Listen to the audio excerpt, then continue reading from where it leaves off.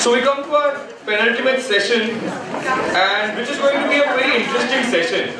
All our other previous sessions had themes, a particular agenda which was set prior to the session. But this is going to be one of those open liberal sessions wherein we will be having the authors coming here and chatting. So we'll have them chatting, moderating a moderated session, which will be followed by a question and answer round. Now all the three speakers and the moderator, they come from different backgrounds, and even their books, even their thoughts might be different. So it gives me a great immense opportunity to firstly invite on stage Miss Poorva Joshipura. Give a big hand. Poorva is the Vice President of International Operations with PETA Foundation, the UK affiliate of People for Ethical Treatment of Animals, and Chief Executive Officer of PETA India. Campaigns Joshipura has run include helping stop cruelty to animals used for meat, leather, experimentation and entertainment. These campaigns have been widely covered by major British and Indian media as well as other international media. Joshipura is a regular guest on television, news and radio shows through which she encourages viewers and listeners to take actions to help stop cruelty to animals. Next up we have Mrs. Sunita Aron. A big hand to Mrs. Sunita Aron. She is the senior resident editor at Hindustan Times. She is an author, reporter, an anchor and an activist. She is a visiting faculty to various IIMs and IITs as well, and she likes to interact with the students and educate them about various media functions, though politics remains her staple diet. Next up we have Juhi. Can we have a big hand for Juhi? Juhi is a young entrepreneur, and she's into a variety of fields ranging from telecommunications, lifestyle, leisure, luxury, collectibles, training, conference management, and has her own flagship global retail business as well. She's here not for all these reasons, but she has written Chicken Soup for the IIT Soul. So a big hand for Juhi once again. Our final author for this session is Ms. Koral Dasgupta.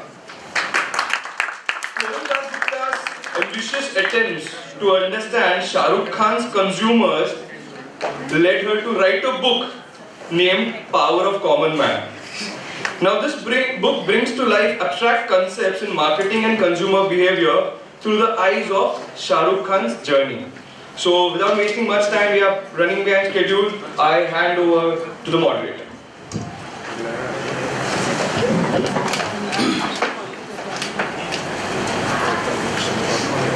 Hi friends. It's so disappointing to see so many empty chairs because this is a session that you'll be interested in. I wish most students join in as early as possible. Okay, we decided that I attended 2 or 3 sessions, very interesting sessions. But I think today the subjects that we're going to talk about is something which connects you directly.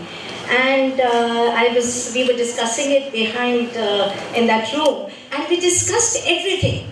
Because today I'm going to discuss about chicken soup for IITians, I'm going to discuss about animal rights, and I'm going to discuss about Shah Rukh Khan and consumer behavior. So it's a very, very mixed bag. I hope it goes the way we want it to be, a conversation and not a lecture or not a monologue. Now Juhi, I'll just start with you. Why this book only for IITians? I'm asking on their behalf. Why only for IITians? Why not for everybody? Right, so actually I have compiled one more book before this, which is Chicken Soup for the Work Soul. How many people know Chicken Soup for the Soul series? One person. This is not a cooking book, okay? Because कई लोगों को लगता है ये स्वादिष्ट व्यंजन बनाने के लिए कुछ तरीके होंगे अंदर, and so it's not that. And also many vegetarians and people who love dogs and animals and have pets have written in it. So it's a little Yankee title. So yeah, it's for everyone, but this theme particularly was for IIT. And we also discovered some of them have a soul, and so I said, I'm married to one, my father's one, so it was a long personal journey for me also. So hence this has only stories from IITians. So, and I think it's because it's very in right now. with all this startup hawa which is there, you know, and everybody is like wanting to do these startups like IT. So I guess the publication house is very interested. You know what I was telling her that she said there are a lot of positive, inspiring stories. I said, well, I write on politics. I don't know if they can be any inspiring. And the other problem is I don't take chicken soup. So can I write positive stories? So write about the book that encouraged you, inspired you to write this. Yeah, so I was born to a naval officer. Anybody from defense background, yeah, you know, something like that. So एक mess होता है और mess के नीचे एक library होती है. So being from a middle class family and a voracious reader, you want to pick up anything that you get for free. You know? So I picked up this book, and I literally didn't understand what the title means. Chicken soup for the soul क्या होता है, you know? So I picked it up and I read this story, and it was about this person who was going to shoot herself. She was despondent in life, and then when she was about to do that, the phone rang, and she went and picked up the phone. And the person who answered it said that, you know, hi, this is so, you know, hi, how are you doing? And she's like, yeah, you know. And she said, I just wanted to tell you that I love you and that you're a very good friend of mine and that you mean a lot to me. And it's been just so long I've said that to you. This lady broke down and she started crying and she said, you won't believe it, but I was going to kill myself because I don't think I'm doing anything with my life. But you saying this, I don't think I'm going to do that now. And you know, it's that you feel that, oh, you know that feeling. And I'm such a big fan of that. And you know, so I read the story when I was 15, and then I always wanted to write for them. I wrote for them 7-8 titles. God was kind. One day they said, would you like to compile one? I said, why not? So yeah, that's how it happened. Well, Poorva, I think I need to give her a Jadu Ki Chappi because we have been started with chicken. And she talks about animal rights. She talks about our ethics. She talks about how caring we should be, how we should not be cruel to animals. Tell me this, today we have so much of debate going on, intolerance. Do you think India is actually cruel to animals? Is this working? Yes. I think India has is renowned the world over for its cultural reverence for animals, and it's encouraged people all over the world to reconsider their choices. You know, India has the world's largest population of vegetarians.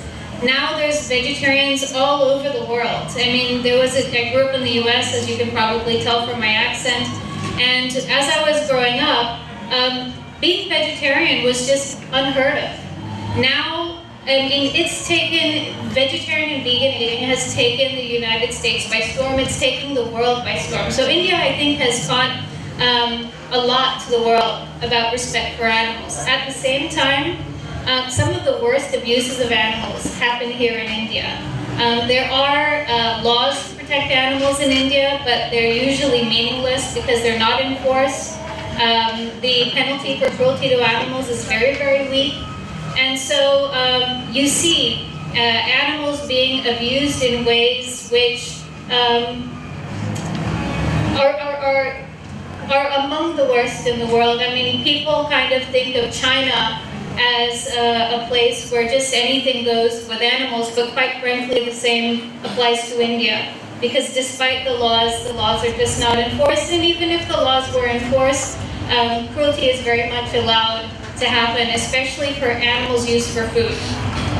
Okay, you know, she was talking about vegetarian. I remember I was having lunch at New York Times, and the host came to know that I'm a vegetarian. So it was a 5-course meal, and they kept on serving me green leaves, one type of potato, then green leaves, then green. And I was desperately waiting for dessert.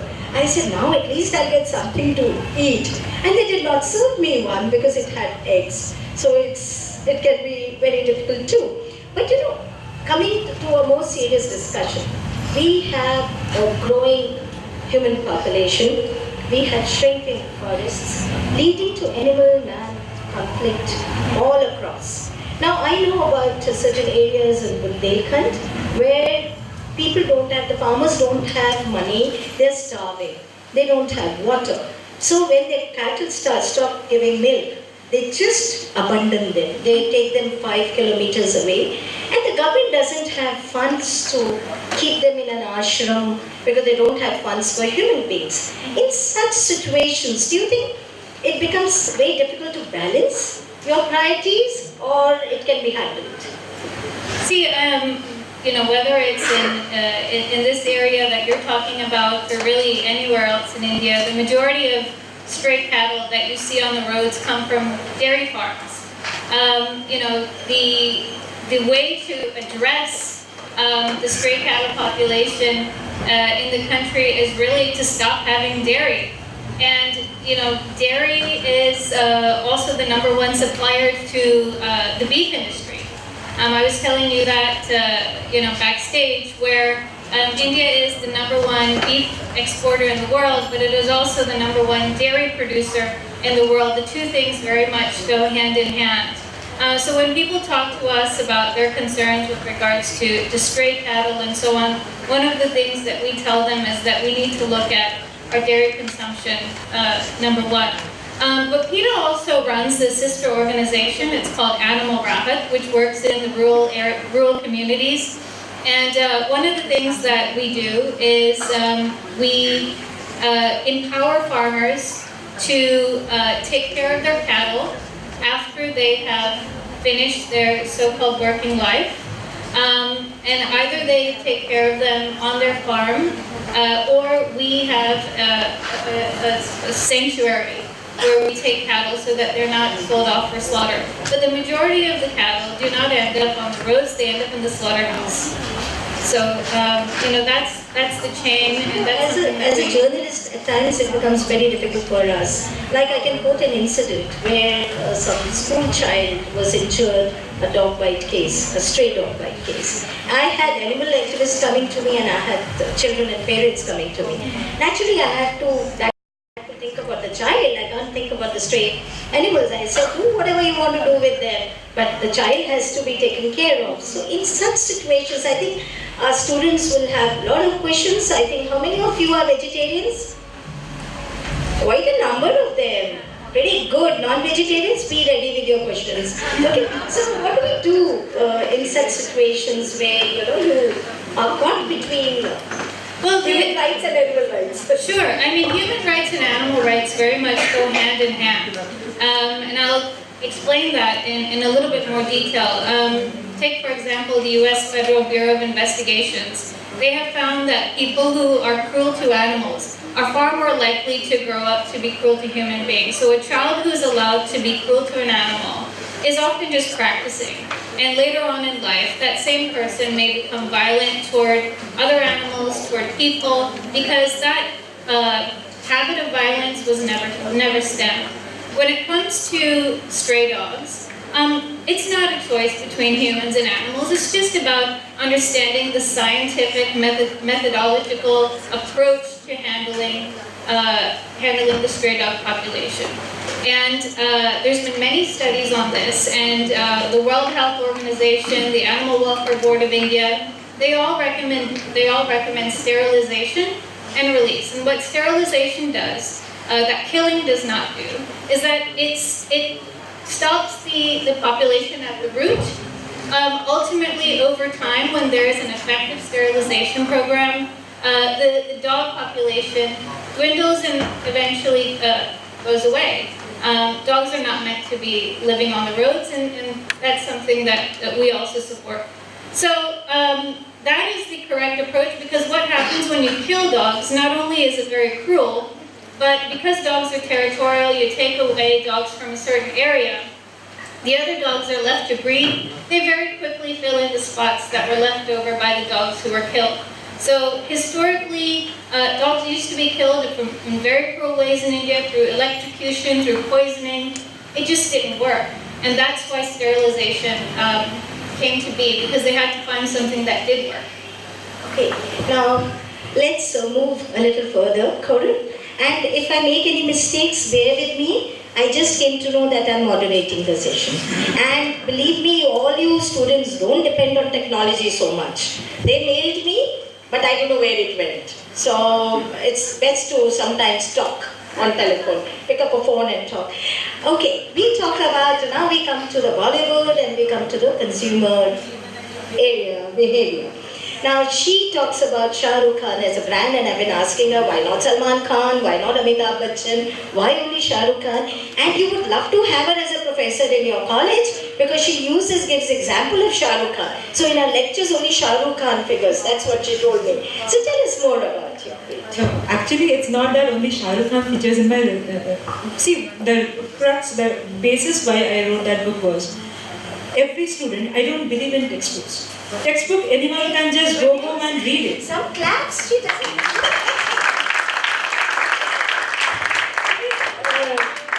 Look at that. Do I really have to read out from a textbook and explain what is written right there? I mean, that's so ridiculous. They can just go and read it at home.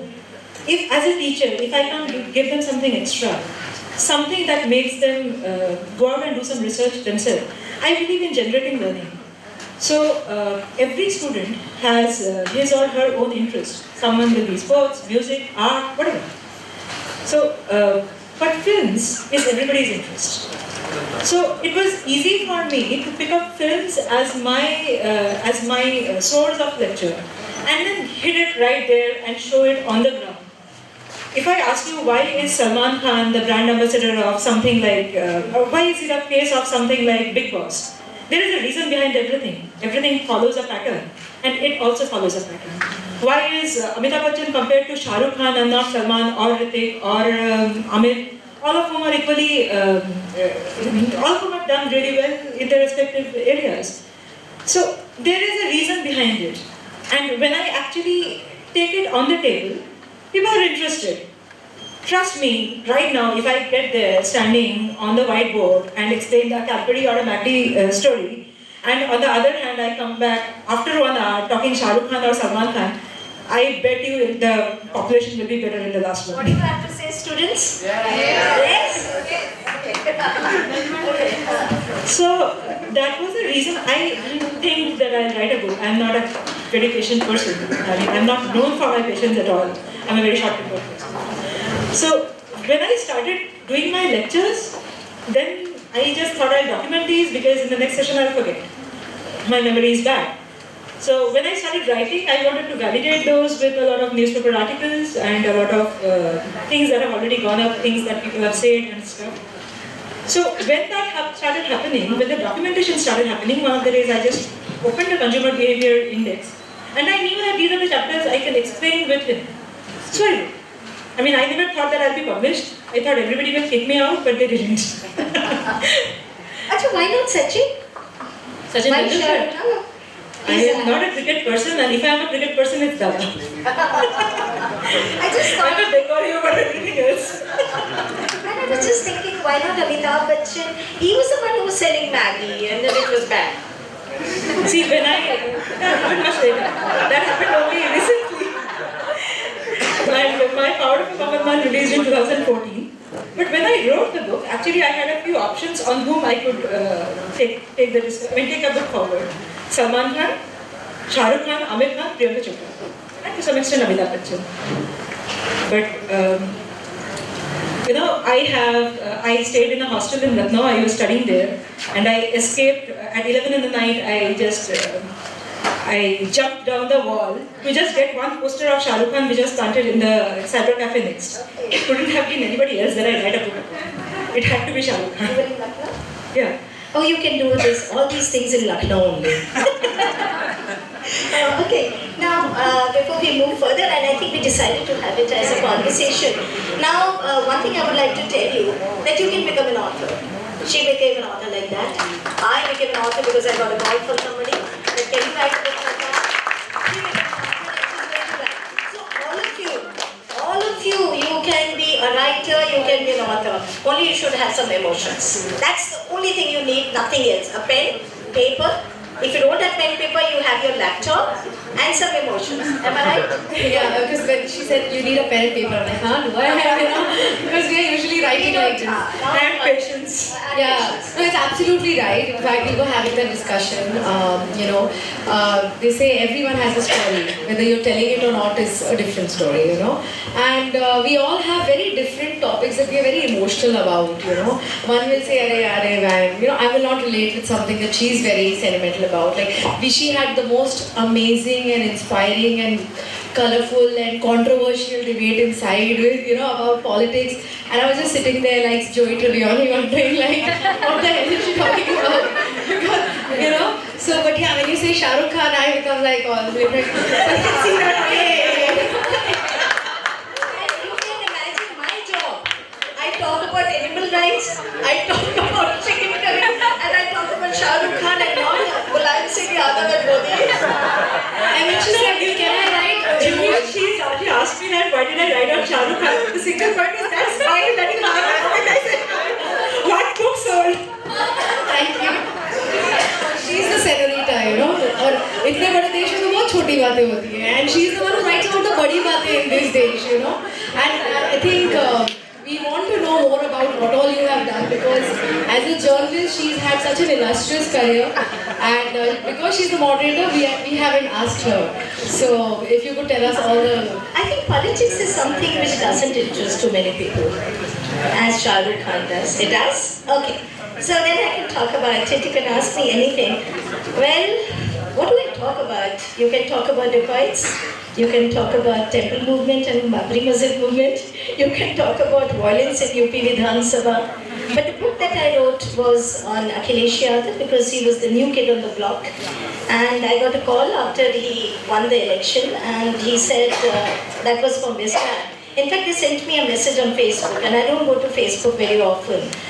And then I saw after I think 15-20 days I saw the message. I said, why are they trying to contact me? And then I contacted them. They said, we want you to write a book on this. I said, on Akhilesh? I hardly know him. Who knows him? What am I going to write? And then I thought, as a journalist, will it be proper for me to write a book on a politician? Because we know everybody and we are supposed to know everybody. I discussed with my editor and they said, no, you should go ahead. Everybody wants to know about him and all that stuff. Then the mandate came from the publisher and it was a huge mandate. They wanted me to write on Rise of Yadavs. That meant from his birth and rather from his father's birth to his rise. So it was a difficult job, but I put whatever I'd done throughout my career, I put everything in the book. And for the second one, I had nothing. So I had to do a lot of research. My second book is on dynasties, which will be coming very shortly. So politics interests me, but I'm more of a social activist. Because later on I realized the more you know politicians, somehow none of them. So I thought it's better to move to the other field and go to people who need you and whom you can help. And when you meet them, they give you so much of satisfaction that you have done something for them. So I went that side. I said I wasted so many years covering politics. Yes. Would you like to talk about your book, which you are writing in the process of? Sure, I'd be happy to do that. So my book is called For a Moment of Taste, and it is about what happens to animals. Yes, for a moment of taste, because everything that we do to animals, from the moment that they're born to the moment that they die, is absolute horror and misery. From the birth to death, it's nothing but torture for them, for the animals used for food. And we do all of this for literally what is about 5 seconds of a fleeting moment of taste on your tongue. So the book is about, for that fleeting moment of taste, all that happens to animals. I'm going to be talking about the animals themselves because today we know so much more about animals than we did yesterday. There's many studies which are done up nowadays about the emotional lives of animals, about their intelligence. We know, for example, that chickens are highly intelligent birds. They are just as smart as dogs or cats, and in many ways their cognitive abilities have been compared to that of primates.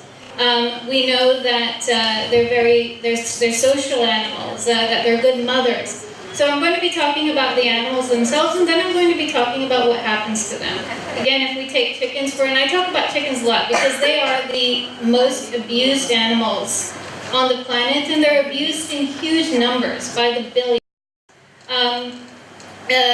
Take for example chickens used for eggs. I mean, they spend their entire lives in a cage that is so small that they cannot even spread a wing. So through all of this, we're also going to talk about our relationship with animals. So, the meat paradox. And I call it the meat paradox because on one hand, you have animals like dogs or cats that we may consider friends.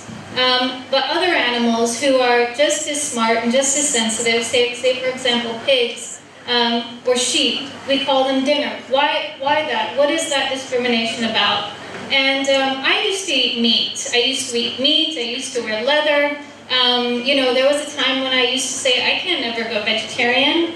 And now I'm the CEO of PETA India. So I understand the reluctance in that process because we are all in, if you're born with it, you're in that habit. So it's also going to talk about my own personal transition, how that transition came to be, and give people resources if they want to go vegan themselves, like I have. It's not only what you eat, it's also what you wear, as you said. Leather jackets, fur coats, and pashmina shawls that you flaunt everywhere. So yes. How do you check all that? Because so much of campaign has been going on. But every party I attend, I see women flaunting their latest... Well, I'll take, for example, what's happened, again in the US where I grew up. When I was growing up, it was very common to see people wearing fur coats. It was seen as a status symbol, a sign of luxury. Now it's seen, you would be embarrassed to wear a fur coat. It's seen as a symbol of callousness. It's seen as a symbol of ignorance and stupidity. Not a status symbol anymore? A very low status symbol. It's seen as undesirable. And I think as more and more people understand what happens to animals for leather, or even for wool, we have some very horrific videos on our website, PETAindia.com. or .org, both of them go to the same place, about what happens to animals for fashion. And as more and more people learn about these things, I think all of these things will become equally as undesirable, because I think people are genuinely, in general, people are kind. In general, people do not want to hurt animals. It's just that they don't know what happens to animals. Is there any statistics to prove? Please go ahead. I actually have a question. See, I am all against cruelty, not only towards animals, towards any kind of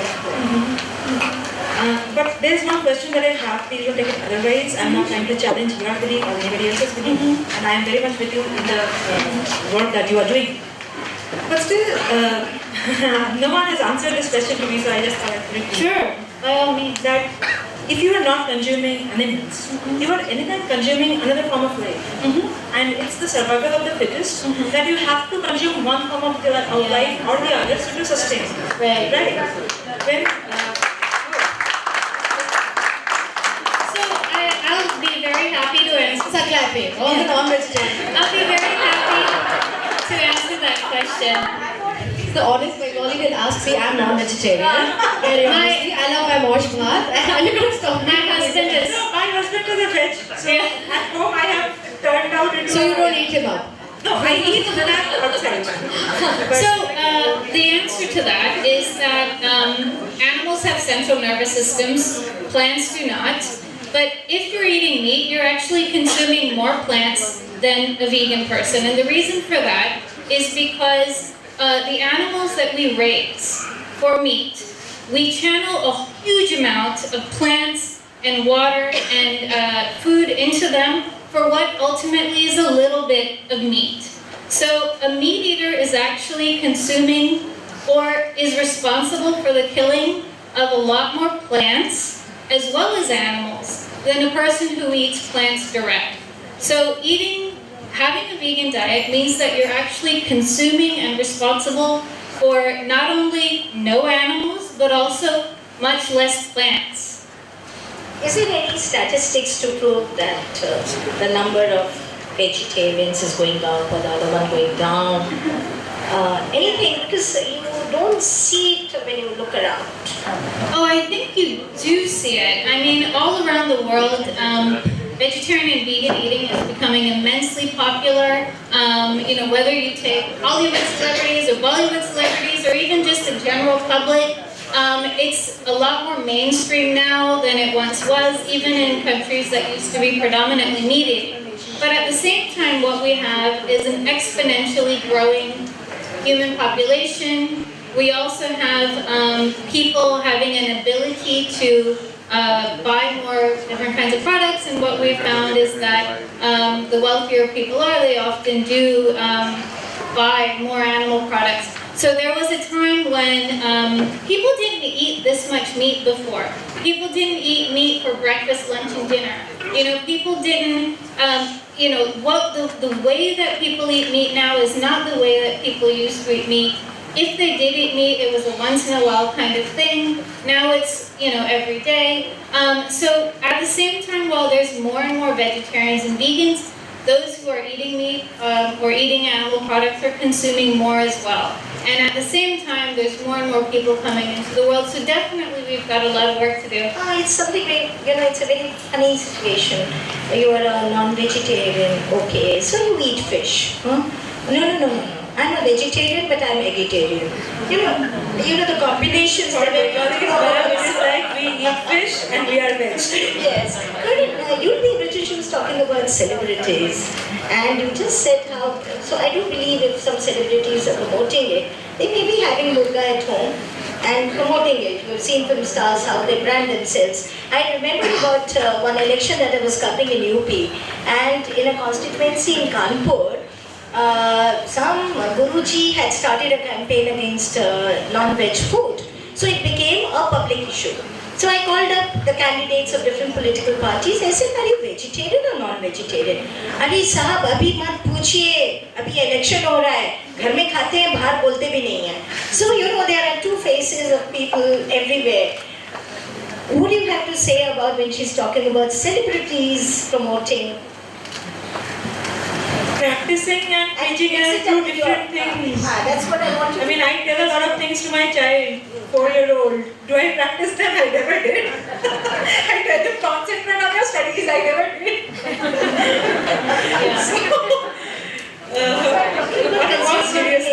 Celebrities, how will you put it together? I know what you mean. Prati, you are talking about endorsement. Yeah.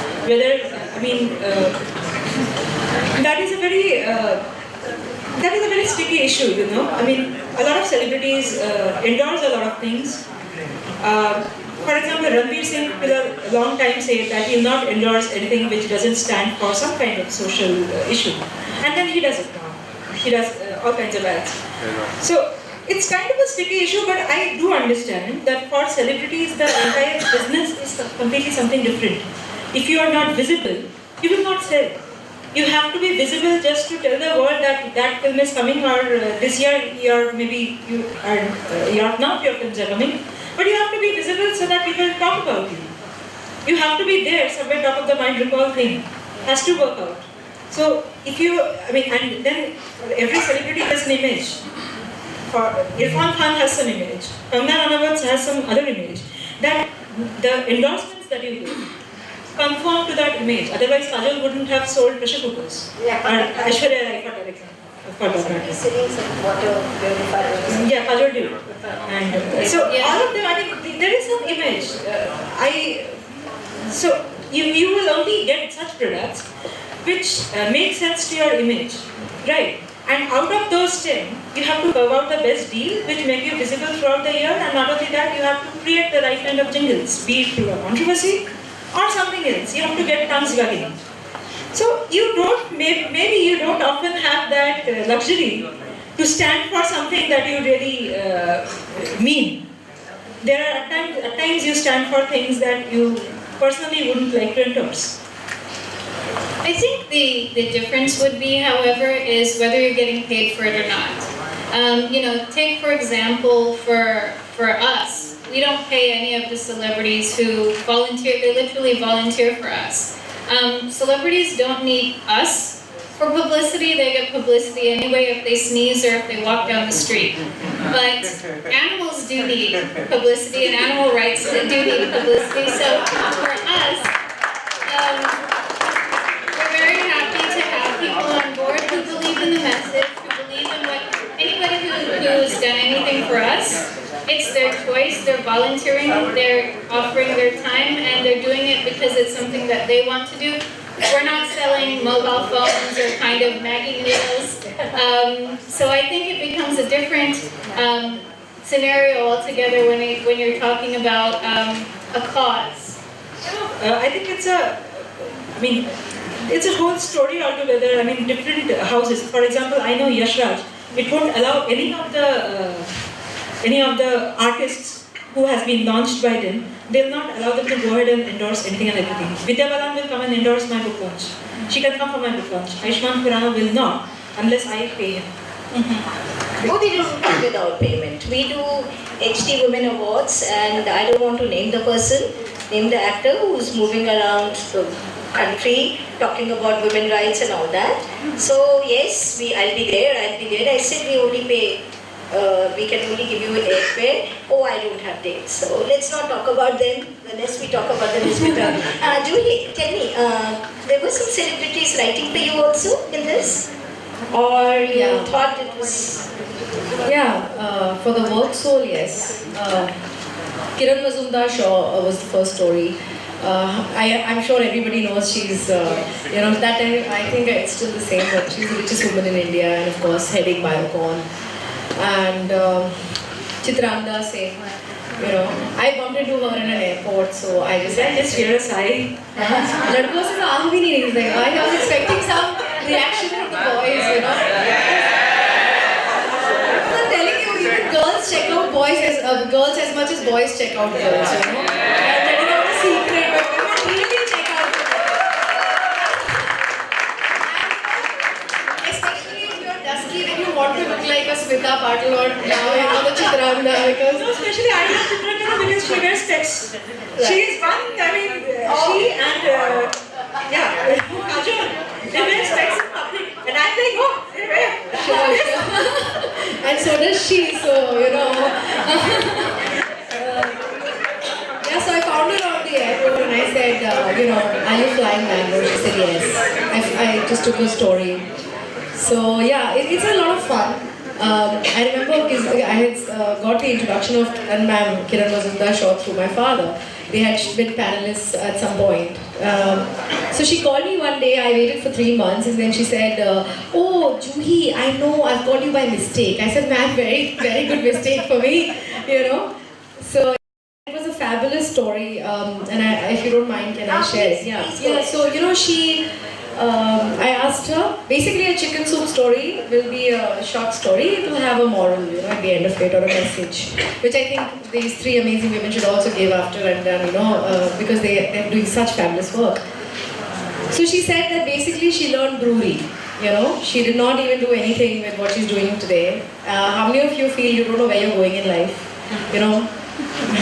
Yeah, and trust me, that thought will not go, so don't think it's about your age or, you'll keep introspecting that. And so she said she went to study in Austria. She was the only woman amongst 100 men. So the dorm, there was no separate dorm, she didn't know how to manage logistically. She said telecom was very poor then. I could only speak to my family once in 3 months.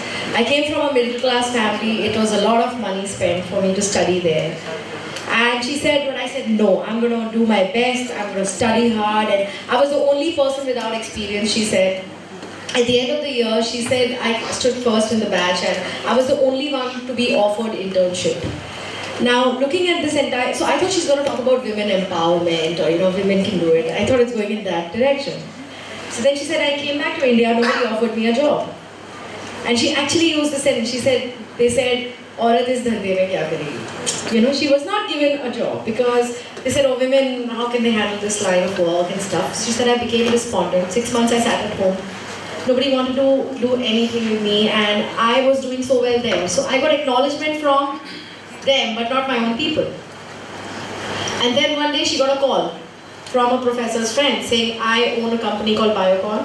I'm looking for someone to do a JV with in India. Are you interested?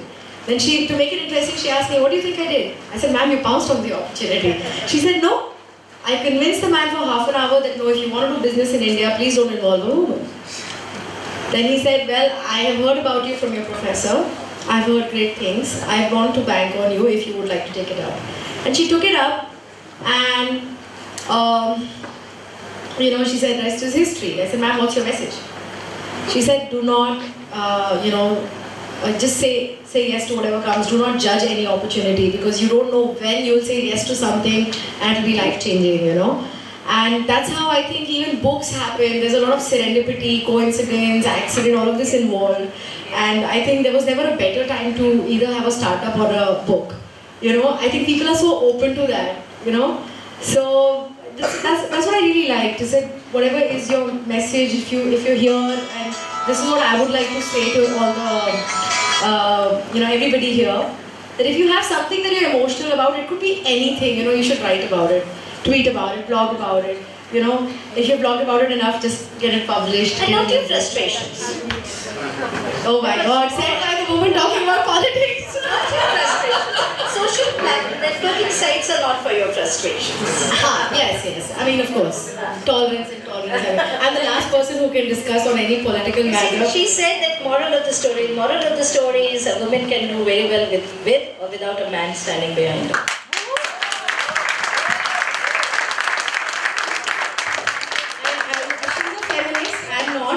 Okay, and because I think there's no competition. Women were always, this is an unnecessary debate, men or women. It was always women were there, so I don't indulge in that, This is my belief. I'm not saying that Come with me to real India, I'll show you. MP, I mean, I come from MP. I'm very much in touch with my roots. And I know what we're talking about. I'm just saying that it's exactly because of those issues. And I may not know them from a newspaper, but I see my own family. I've seen the struggles of the women in my own family. And they may not be very brutal struggles, So very honestly, I tend to respect the beauty, the grace, the courage of women. That's the way it should be. That's the way it should be. But the fact is that women can actually do very well. Absolutely. With or without. Absolutely. You don't need anybody to. Yeah, it's like, like you all were discussing. Like men can do. Men can try. She's not a feminist. Nothing like that. What's your next book? My next book is on, one will definitely be on, men, women, and something very, very controversial fiction, love story. Okay, but the next one is on startups. That's what I'm working on right now. So, in fact, I was just writing the first 2 pages yesterday about it, and these IITians have made my life miserable. One because one brought me into this world. The other married me, and I was like, oh God, it's too much. And then, when you're working and you come across these, especially as an entrepreneur, every day this news reaches me. 20-something boys raised, 1.5 million, now they're sitting in this office, they raised the next round, And that's what I was writing, that probably 30 years back, a 25-year-old was wondering where he can get a job, whether he should do management, Today he's building a billion-dollar company, So I'm covering the founders of Ola Cabs, Tiny Owl. I'm tomorrow meeting Ola Chef. So like that. That's Have you come across any interesting social entrepreneurs? Someone who's using their talents in that space to do more beyond making? Yeah.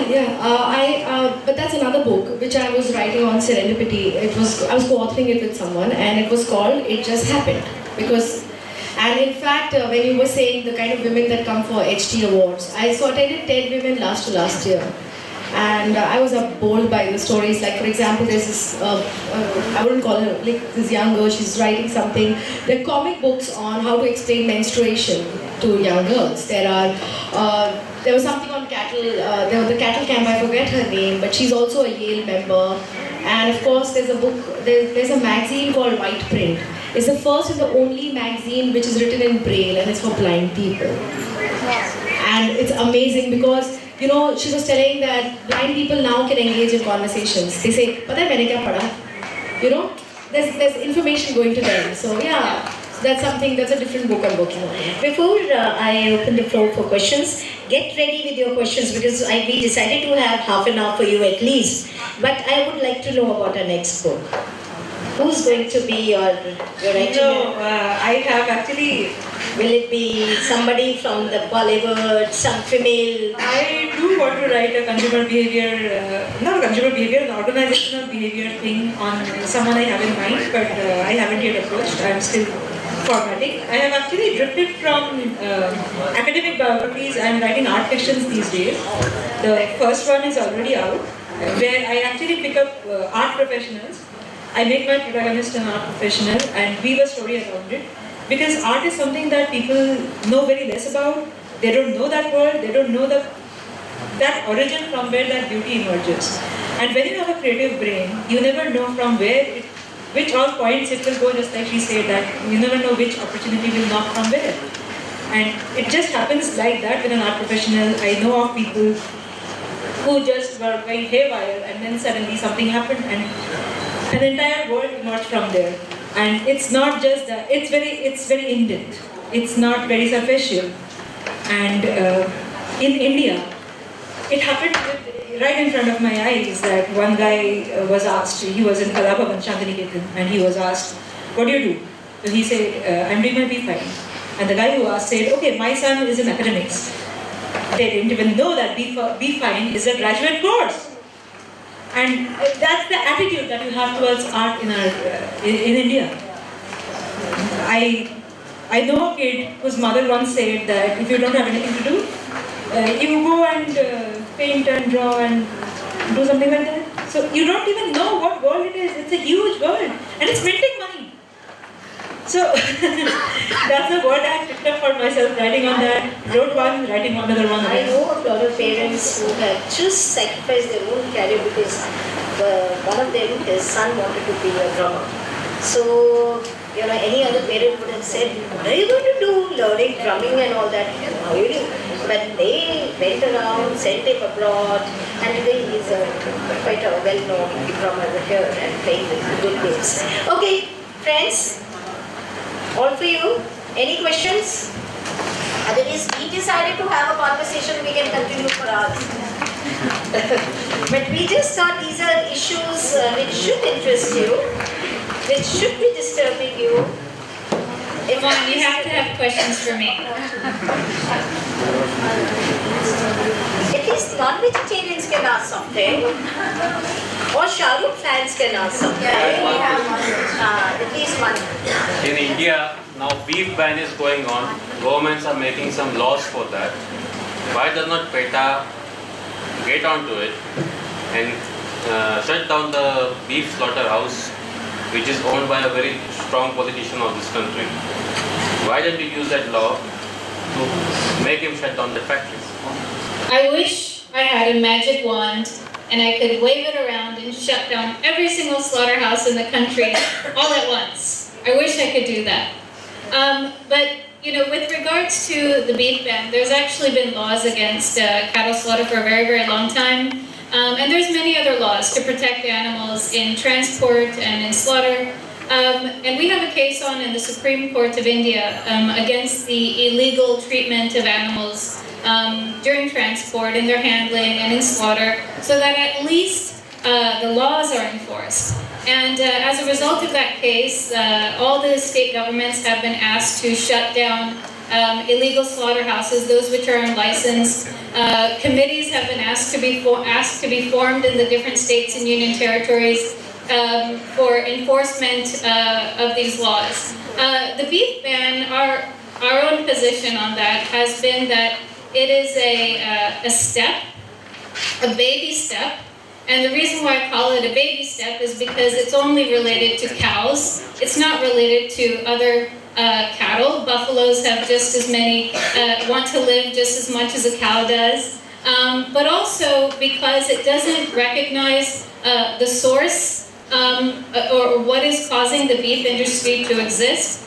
And what's causing the beef industry to exist is the dairy industry. The dairy industry is a supplier of cattle that end up being killed. And as I said before, India is the #1 beef exporter. It's also the #1 dairy producer. It also doesn't address the other end result, which is leather. The same government is promoting leather, it's promoting dairy, and at the same time having a beef ban. It doesn't all completely add up. So if you are genuinely concerned about cows, if you're genuinely concerned about their welfare, you really have to be vegan. You have to not have dairy, you have to not eat their meat, and you have to not wear their skin. You know, in India, where we have stopped talking about growing populations since Sanjay Gandhi's days, I think animal care, animal rights, ethics has to be a public movement. It is something which can't be imposed on anyone. We are a diverse country, and even people worship. We have a monkey, but people don't kill monkeys, and they get langurs, and now langurs can't even chase away monkeys. So there is a major issue in our country where. But this is something which has to be from within. This is how I look at it. I may be wrong, but it could be done at the school level to sensitize people about it. Otherwise, I think there's such serious issues. Human rights issues. I get confused sometimes when I have to talk about dying people, starving to death, nothing to eat. And then I look at animals and it's a major dilemma. I think most of us have that. Well, we have endless amounts of compassion. So we can be compassionate to animals, we can be compassionate to people, we don't have to choose. But something that you mentioned is reminded me of the fact that we have a documentary, it's called Glass Walls. And the reason why it's called Glass Walls is because Paul McCartney, the Beatle from the Beatles, had once said, if slaughterhouses had glass walls, everyone would be vegetarian. And it goes back to what you were saying about education. The meat industry, all of these industries that use animals literally spend crores and crores of rupees, billions and billions of dollars to hide what they do to animals from the general public. If the general public knew, definitely anyone with half a heart would not want to support this cruelty. I'll give you an example. When we had this Uttarakhand floods, and thousands of people were stranded, and a very close friend, she's an activist, and she wanted to get one horse rescued, and she wanted my help. I said, how do I tell the army commander to rescue a horse when thousands of people are dying there? Eventually, I did send a message. The army commander was an animal lover, so we could get the horse rescued. But then, these are dilemmas that does bother us from time to time. Yes, more questions, please. Birds as pets and caging them. And I frequently feel that it is a sort of equipment towards birds. So don't you think that is something against animal rights? Yeah, definitely. And in fact, the High Court of Gujarat agrees with you because they had passed a judgment that said it is considered illegal to cage birds. Under the Prevention of Cruelty to Animals Act, it is illegal to restrict an animal's movement to the point that they cannot have natural movement. Natural movement for a bird is flight. Birds are absolutely beautiful, but if you keep them in a cage, you're not admiring their beauty, you're looking at a bird who is lonely, who is depressed, who is sad, who probably hates you. So, yes, I mean, it's actually been increasingly recognized. There's been 2 other states as well that have issued circulars saying that it is illegal as per the Prevention of Cruelty to Animals Act to cage birds. We're actually trying to get other states to make that same acknowledgement. Okay, friends, I'm taking signals to stop it, but because I'm in your management institute and you have Koral and Juhi, you must ask some question. So one question I can take quick and a quick answer. Ma'am, what are your thoughts about consuming seafood? Like, they don't eat plants. For fish? Yeah. For the thing about animals that we eat is that for a long time there weren't really many studies done on them. People kind of thought that fish were these robotic creatures that just moved on instinct and they don't think and that they don't feel pain, but that's not true.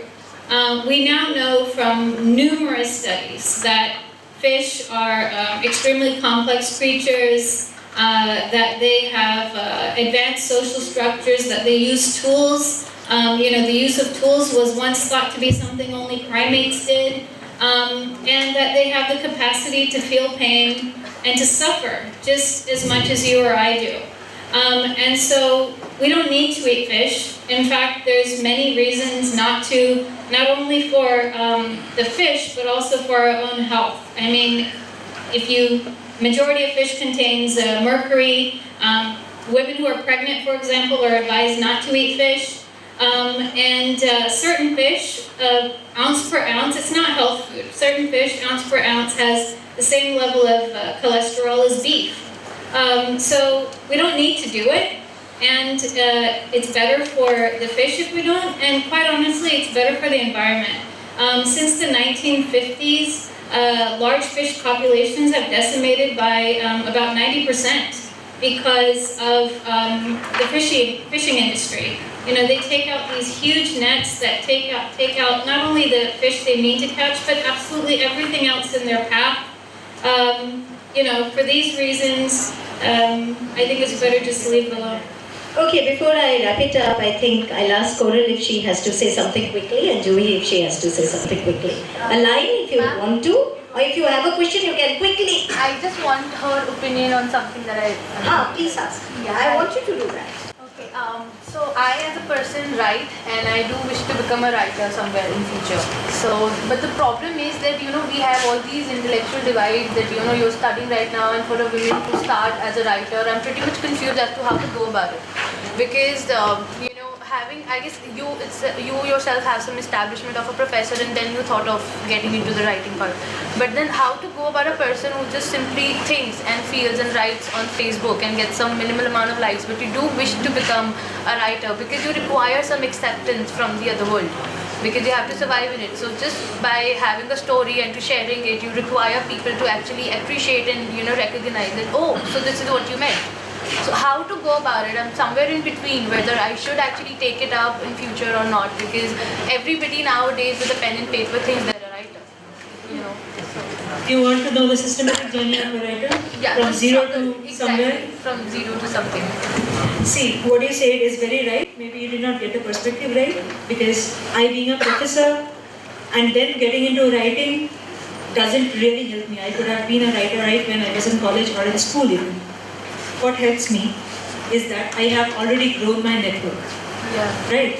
So when I'm a professor, I have a network of people who know who I am and what I am doing. Yeah. They help me sell, they spread the word. Yeah. Just like I have been called here. Right? Because I created that network. Yeah. That is what is important. That's what I meant. So you don't need to get into a job and then start writing. Just do your network.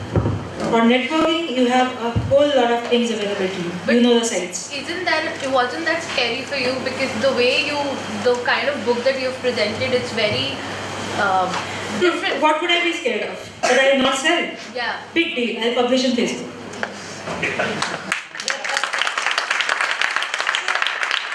Let me write something. And today, if my Facebook posts are being shared, are being liked, I know that I have created my network. I know that I have built up some kind of audience for myself, right? So that is your test maybe. Put up a longish status and maybe something that you are very emotional about and see how people react to that. If they are reacting well to that, you know that you are on track. But stabilize yourself. But you write. What you should do is just write right now. The time will come itself. You don't have to think what you will be, what will be. Just keep on writing your thoughts. That's it. And then we close it. What I think, just to add to Koral, I think she said a fabulous point, and I wouldn't have said it honestly had you not mentioned it. But networking is so critical. You have to do it no matter what you're going to do in life. And I think this is what I feel. I was going to write the startup book. And then one day on 20th, I think on my birthday, I was having dinner and someone said, oh, you know what, Kashyap Deora has already written something on this matter. Till then, I was hoping that if it's getting published in the next 2-3 months, I would be the first to write on this topic. Now he's an IITian who has such brilliant experience in the Bay Area and then in IIT, and he's written it under the guidance of Dr. Phatak. He's a legend in IIT Bombay. Okay, it's a beautiful book. It's called The Golden Tap: the inside view on the hyper-funded IIT startup, something like that. You know, for 2 or 3 days I was feeling really bad about it, and I learned that, you know what, if you want to write, you write today. Don't wait for nothing. No degree, no experience. I don't even have a system. I don't know when I write, what I write. I'm being very honest with you. So I thought कि अच्छा ऐसे होगा तो एक desk होगा तो एक, you know, it's all my programming about writing. I don't believe in that anymore. But I said, okay, fine, he's written the inside view. I'm going to write the outsider's view on the IIT startup. Really? Because I'm not an IIT. You know? So you have, whatever you feel honestly about, you write about that. And I'm writing it in English. I'm actually putting lines, and that's why I think you just write honestly. You put the words you want and put it in italic. And I think honesty is what's really mattering to the generation today. If I'm, you know? So you write the way you will talk to your best friend. You know, I'll tell you from my own experience. When I wrote this book on Akhilesh Yadav, when we were about to launch and a very big program was decided, the Westland was only in Delhi, Muzaffarnagar riots happened. And I said, I'm not launching. I'm not coming for the launch. I didn't want to. So if you start thinking what will happen, no. And then you don't write when you decide to write. You write. When it comes here, there's nothing like, you know, you'll be sitting on your desk and writing because it's coming from here. So you don't have to think about the repercussions and you learn networking yourself. Once you have the book in your hand, it's such a lovely baby in your hand. You'll know how to take it around. So don't worry about it, start writing, and it's not for her, anybody else. Okay, so one point that I wanted to make is, for this I'll send a formal mail to you, Swati. I'm associated with a body called All Ladies League, which is abbreviated as ALL, and is also a part of Women Economic Forum, which is a worldwide group of women who have associated together not to empower only women, but to empower everybody who wants to make some kind of social or personal or economic change in life. So we have different chambers for that, and I am the chairperson for Reading and Writing group. And I am floating a website very soon where I would invite people. Actually, what our motto is to develop reading habits, and you can develop reading habits only when you read. Yeah. So I would invite a lot of you guys, in fact, all of you guys, to submit your stories, short stories, 200 to 600 words, not more than that, to start with. And not only educated people, I am actually reaching out to a lot of people who are very much on the grassroots level, rural, if I can use that word, underprivileged, handicapped, especially especially able. I'm reaching out to all kinds of people, senior citizens. I'm reaching out to all kinds of people and asking them to submit their stories, which I can publish in the website with the photographs and with your names and affiliations. This can actually help us cultivate stories which are very organic and which can be there somewhere in the web for everybody to take interest in reading as well as writing. So I would request all of your participation, and I'll send you a formal invite. And you can send your first story to me for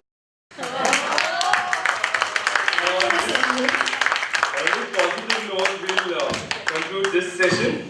Thank you everyone, thank you Poorva, thank you Sunita ma'am, thank you Juhi, thank you Koral.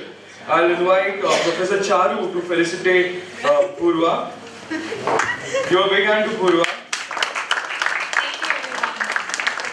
And it's been a pleasure being associated with PETA because I think many of you all have gone out and have taken the WTF challenge.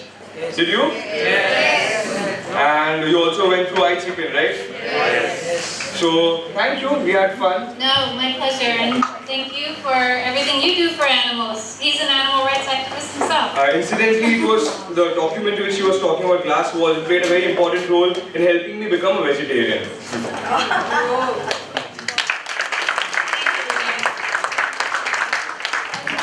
You must find out how many have turned vegetarians today. Yes, there will be a test later.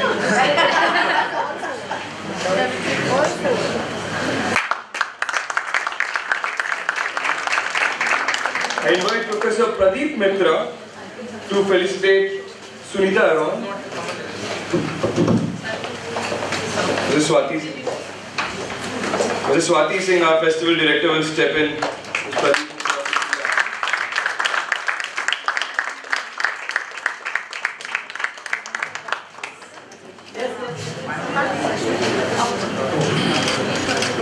This is better, but you know when you go for dinner and the photographer is there clicking when you have food in your plate. I invite Professor Barkha to felicitate Juhi Rai.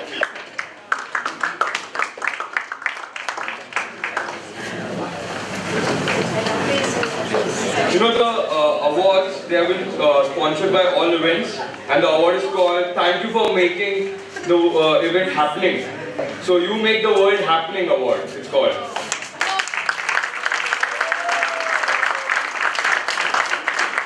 I invite Professor Dinesh to felicitate Koral Dasgupta.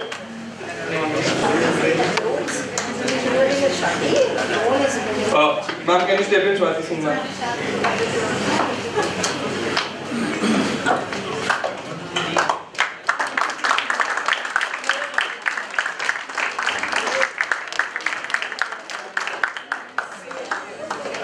Thank you all. So with this we conclude our penultimate session, and before we move on to our final session, we have a second book launch for the day. The book is written by Dr. Ajay Gupta. I request Ajay Gupta to come.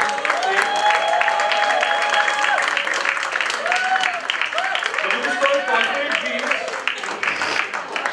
and the book will be unveiled by Dr. Satish Moore, who is the director of VESIM.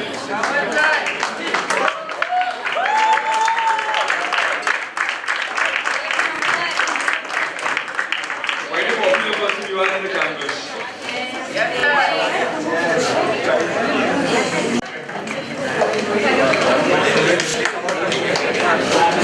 I request Dr. Ajay Gupta to say a few words before unveiling the book.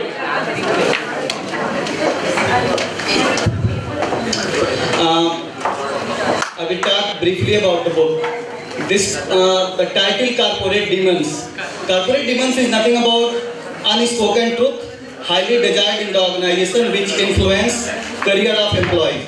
This book is all about employee well-being across sector, across discipline, across hierarchy. What is the motivation behind this book? My 24 years of experience across Indian Air Force, banking sector and academics actually inspired me to write this book.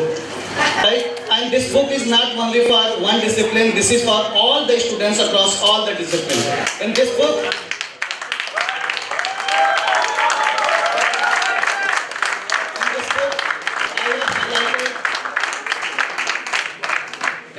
I have highlighted all the practices across all the hierarchy, including HR, management practices, finance and IT.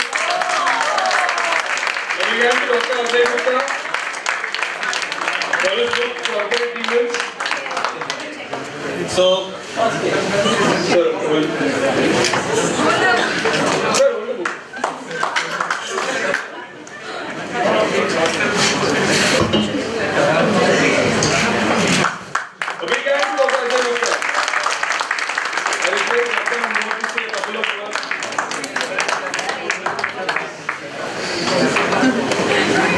when Professor Ajay Gupta talked about the concept of this book, and he came to me with some 3-4 titles for the book, and some of them were like sounding very high HR books. I said, if you have this kind of titles like HR, we have all kinds of management terminologies. So I said, you give me 3 sentences, 3 words, what you want to say in this book. And then he said, okay, this is what I want to talk about in this book. So corporate demons was in the first of the choices which he wanted to talk about. So I said, why you want to keep that kind of hi-fi title? Why don't you put corporate demons as the title of the book so that it is catchy and people will read this book. And I think he accepted the suggestion. And the title of the book is Corporate Demons. And all those management students, they will be really surprised to know that all your fancy jobs and fancy salaries, when you enter your office, you will be facing many such corporate demons in your life. And this book will be of great help to you. Thank you.